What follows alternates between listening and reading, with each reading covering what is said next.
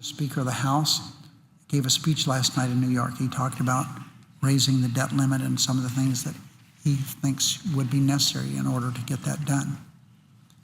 But I would direct my friend, the Speaker's attention to one way to go very quickly to solving some of these problems.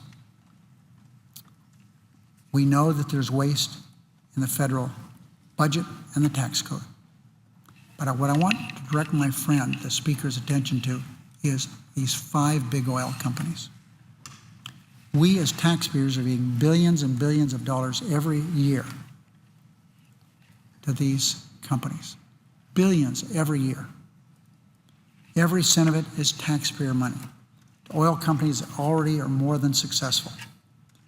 These oil companies made $36 billion in profits during the first quarter of this year. And yet the U.S. government is giving these companies billions of dollars in corporate welfare every year. That's unnecessary. Why are taxpayers on the hook for oil companies that are doing just fine on their own? If we're serious about reducing the deficit, what an easy place to start, I say to my friend, the Speaker of the House of Representatives.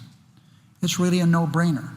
Let's use these savings from the taxpayer giveaways to drive down the deficit, not drive up oil companies' profits. We need to make one thing very, very clear, Madam President.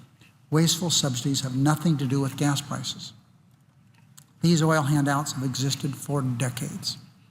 Prices have continued to rise. Oil executive paychecks have also continued to rise.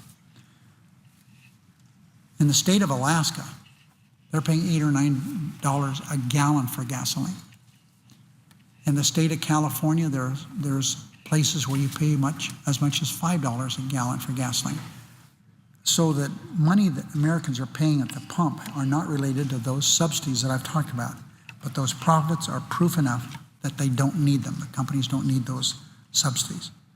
Even big oil CEOs, like the head of Shell, and Republicans in Congress, even my friend, the Speaker, has said on occasions that these subsidies aren't necessary.